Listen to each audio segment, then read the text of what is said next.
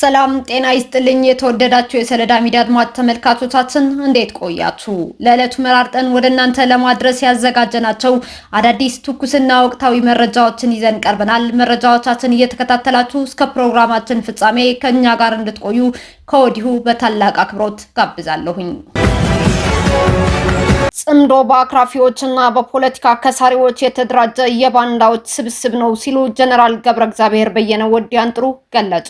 ህወሓትን ለማስወገድ በትግራይ ተወላጆች ነጻ ፍቃድና ፍላጎት የተመሰረተው የሐራ መሬቱ የትግራይ የሰላም ኃይል ዋና አዛዥ ጀነራል ገብረ እግዚአብሔር በየነ ወዲያንጥሩ ታዊውን የትግራይና የኢትዮጵያን ፖለቲካ ሁኔታ አስመልክተው ከኢቲቪ ትግርኛ ጋር ባደረጉት ቆይታ ጠንከር ያለ ፖለቲካዊ መግለጫዎችን ሰጥተዋል።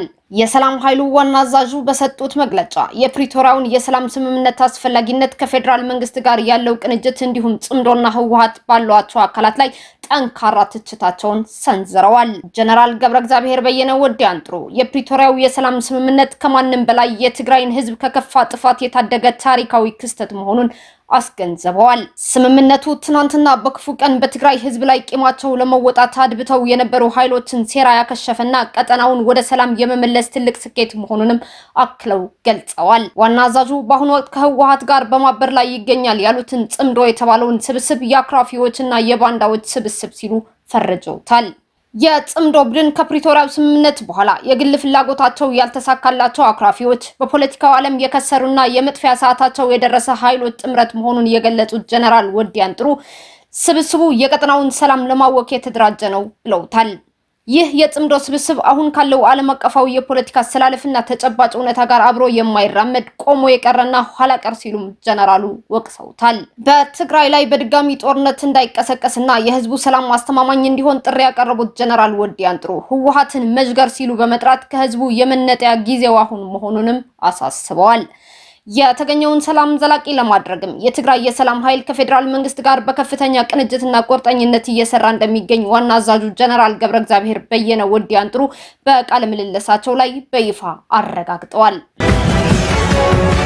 ኢትዮጵያና ናይጄሪያ የታሰሩ ዜጎቻቸውን ለመለዋወጥ የሚያስችል ስምምነት ተፈራረሙ። ኢትዮጵያና ናይጄሪያ ፍርደኛ የሆኑ ዜጎቻቸውን እርስ በርስ አሳልፎ ለመስጠት የሚያስችል የሁለትዮሽ ስምምነት ተፈራርመዋል። ይህ ስምምነት በሁለቱም ሀገራት ፍርድ ቤቶች ተፈርዶባቸው በማህበራዊ ማረሚያ ቤቶች ውስጥ የሚገኙ ዜጎች በተስማሙባቸው የህግ ማዕቀፎች መሰረት ቀሪ የእስራት ዘመናቸው በገዛ ሀገራቸው ሆነው እንዲያጠናቅቁ እድል የሚሰጥ እንደሆነ ተጠቁመዋል። በዚህ አዲስ የህግ ስምምነት መሰረት በአሁኑ ወቅት በኢትዮጵያ ማረሚያ ቤቶች ውስጥ የሚገኙና 4 ሴቶችን ጨምሮ ቁጥራቸው ከ100 በላይ የሆኑ የናይጄሪያ ዜጎች ተጠቃሚ ይሆናሉ ተብሎም ይጠበቃል።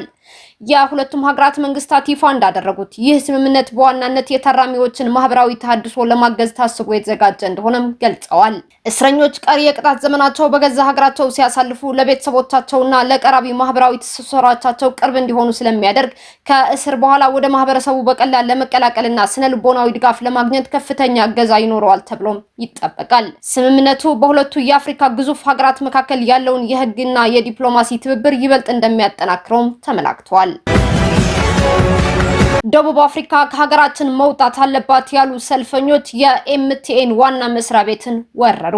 በደቡብ አፍሪካ ውስጥ በውጭ ሀገር ዜጎች ላይ የተሰነዘረ ያለውን የመጤ ጥላቻ ጥቃት በመቃወም በጋና መዲና አክራ ትናንትና ሐሙስ ዕለት የተቀሰቀሰው ሰልፍ ወደ ከፍተኛ ውጥረት አምርቷል። ደቡብ አፍሪካ ከሀገራችን መውጣት አለባት በሚሉ መፈክሮች የታጀቡ በርካታ ተቃዋሚዎች በደቡብ አፍሪካው የቴሌኮሙኒኬሽን ግዙፍ ኩባንያ ኤምቲኤን ዋና መስሪያ ቤት ቅጥር ግቢ ውስጥ ጥሰው መግባታቸው የወጡ መረጃዎች አመላክተዋል። ይህ የጋናውያኑ የቁጣ ሰልፍ የተቀሰቀሰው በደቡብ አፍሪካ በቅርቡ በስደተኞች ላይ ያነጣጠረው የዜና ማዕበልና የመጤጠል ዜኖፎቢያ ጥቃቶችን ተከትሎ በመቶዎች የሚቆጠሩ የጋና ዜጎች ከሀገሪቱ ተፈናቅለው ወደ ሀገራቸው እንዲመለሱ መገደዳቸው ተከትሎ የመነጨውን ህዝባዊ ቁጣ መነሻ በማድረግ ነው። ሰልፈኞቹ በሰጡት መግለጫ በጋና ውስጥ የሚንቀሳቀሱ የደቡብ አፍሪካ የንግድ ተቋማት ከጋና ገበያና ህዝብ ሰፊ የኢኮኖሚ ጥቅም እየጋበሱ ባሉበት በአሁኑ ወቅት በተቃራኒው ጋናውያን በደቡብ አፍሪካ ምድር ውስጥ ለጥላቻ ላድሎና ለከፋ ጥቃት መጋለጣቸው ፍጹም ሚዛናዊ ያልሆነና ሊቆም የሚገባው ተግባር ነው ሲሉ ከሰዋል። ከተቃውሞ ጎን ለጎን ሰልፈኞቹ የጋና መንግስትና የሚመለከታቸው የህግ አስከባሪ አካላት በጋና የኤምቲኤን ተቋም ላይ አስቸኳይ ምርመራ እንዲጀምሩም ጠይቀዋል። በተጨማሪም የደቡብ አፍሪካ ኩባንያዎች በጋና ብሔራዊ ኢኮኖሚ ውስጥ ስላላቸው ድርሻና ሚና መንግስት ድጋሚ ግምገማ እንዲያደርግም በጽኑ አሳስበዋል። ከጋና የወጡ የምስልና የቪዲዮ መረጃዎች እንደሚያሳዩት ቁጥራቸው ከፍተኛ የሆነ ሰልፈኞቹ በኤምቲኤን ዋና መስሪያ ቤት ዙሪያ ተሰባስበው የነበረ ሲሆን የጋና ባለስልጣናት ለዜጎቻቸው መብት ጥበቃ ሲሉ በደቡብ አፍሪካ ላይ ጠንከር ያለ ዲፕሎማሲያዊና ኢኮኖሚያዊ እርምጃ እንዲወስዱ በከፍተኛ ድምጽ እየጠየቁም ይገኛሉ። አውስትራሊያ፣ ካናዳና እንግሊዝ ለእስራኤልና ለፊሊስጤም ግጭት የሚውል የ$4 ሚሊዮን የሰላም ፈንድ ይፋ አደረጉ። አውስትራሊያ፣ ካናዳና እንግሊዝ ለረጅም ጊዜ የዘለቀውን የእስራኤልና የፊሊስጤም ግጭት ለመፍታትና በህዝቦች መካከል መተማመንን ለመፍጠር የሚያስችል የ$4 ሚሊዮን የጋራ የሰላም ፈንድ በይፋ መጀመራቸውን አስታውቀዋል። ሶስት ሀገራት ለፈንዱ ስኬት እያንዳንዳቸው 1 ሚሊዮን ፓውንድ ማለትም $1.34 ሚሊዮን ለማበርከት መስማማታቸው የወጣው መረጃ ያመላክታል። በትናንትናው ዕለት ይፋ የሆነው ይህ የፈንድ ስምምነት የመጣው ሶስት ሀገራት ከፈረንሳይ፣ ኒውዚላንድ እና ኖርዌይ ጋር በመተባበር በእስራኤል ቁጥጥር ስር በሚገኘው ዌስት ባንክ በፊሊስጤማውያን ላይ ጥቃት በሚፈጽሙና ጥቃቱን በገንዘብ በሚረዱ ጽንፈኛ ሰፋሪዎች ኔትወርክ ላይ የተቀናጀ ማዕቀብ እንደሚጥሉ ካሳወቁ ማግስት ነው።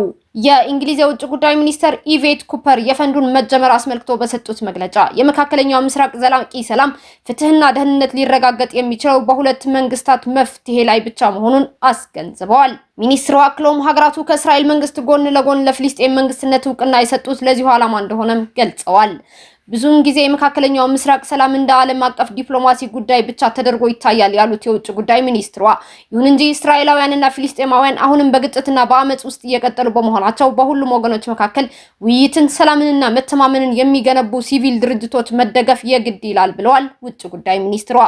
ይህ አዲስ ተነሳሽነት ለፊሊስጤማውያን ሰብአዊ ድጋፍ ከማቅረብና በህገወጥ ሰፋሪዎች ላይ ጠንከር ያለ እርምጃ ከመውሰድ ባሻገር የፕሬዝዳንት ዶናልድ ትራምፕን ባለ 20 ነጥብ የጋዛ የሰላም እቅድ ለመደገፍ ያለመ መሆኑ አልጀዚራ በዘገባው አመላክቷል።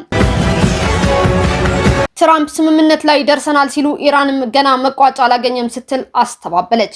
የአሜሪካው ፕሬዝዳንት ዶናልድ ትራምፕ ከኢራን ጋር የሚደረገውን ጦርነት የሚያስቆምና የኒውክሌር መርሃ ግብሯን የሚገድብ የመጀመሪያ ደረጃ ስምምነት ላይ መደረሱን አስታውቀዋል። ይሁን እንጂ የኢራን መንግስት በጉዳዩ ላይ ገና የመጨረሻ መቋጫ ላይ እንዳልተደረሰ በመግለጽ የትራምፕን ንግግር አስተባብለዋል። በሁለቱ ሀገራት መካከል ያለው ወታደራዊ ፍጥጫ ወደ ከፋ ጦርነት ያመራል ተብሎ በተሰጋበት ወቅት ፕሬዝዳንት ትራምፕ በኢራን ላይ ሊሰነዝሩት የነበረውን ጥቃት መሰረዛቸውና ከመጀመሪያ ደረጃ ስምምነት ላይ መደረሱን ለጋዜጠኞች አስታውቀዋል። በትራምፕ ይፋዊ መግለጫ ማግስት ባለፉት ቀናት በከፍተኛ ሁኔታ ጨምሮ የነበረው የዓለም የነዳጅ ዋጋ ከ4 በመቶ በላይ ቅናሽ በማሳየት በአሁኑ ሰዓት አንድ በርሚል ድፍድፍ ነዳጅ ወደ $89 ዝቅ ብሏል። ፕሬዝዳንት ትራምፕ በጽህፈት ቤታቸው ለጋዜጠኞች በሰጡት መግለጫ ኢራን ፈጽሞ የኒውክሌር ጦር መሳሪያ እንዳይኖራት የሚያደርግ ስምምነት ላይ ይደርሰናል። ይህንን ለማሳካት ስንል ነበር በዚህ ሁሉ ውጥረት ውስጥ ያለፍነው። ይህ በጣም ትልቅ ስምምነት ነው ብለዋል።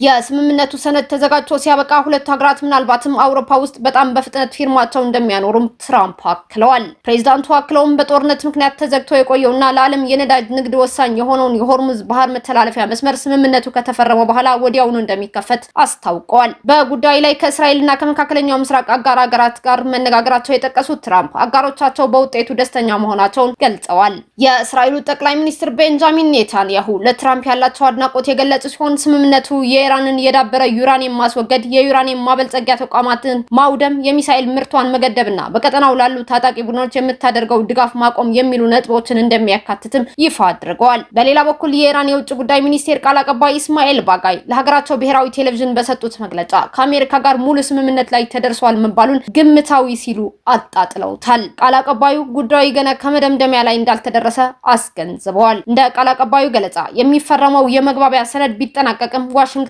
በአሁኑ ወቅት ከልክ ያለፉና አዳዲስ ጥያቄዎችን እያቀረበች ነው ሲሉ ከሰዋል። ኢራን አስቀድማ ካስቀመጠችው ብሔራዊ ቀይ መስመር ፈቀቅ እንደማትልም ቃል አቀባዩ ኢስማኤል ባጋይ በጽኑ አሳስበዋል።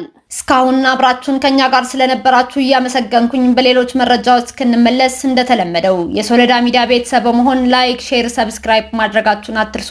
አዳዲስ ትኩስና ወቅታዊ መረጃዎቻችን በቶሎ እንዲደርሷችሁ የደወል ምልክቷን ይጫኑ። ስኬት፣ ድልና ሰላም ለኢትዮጵያውያን። ሶለዳ ሚዲያ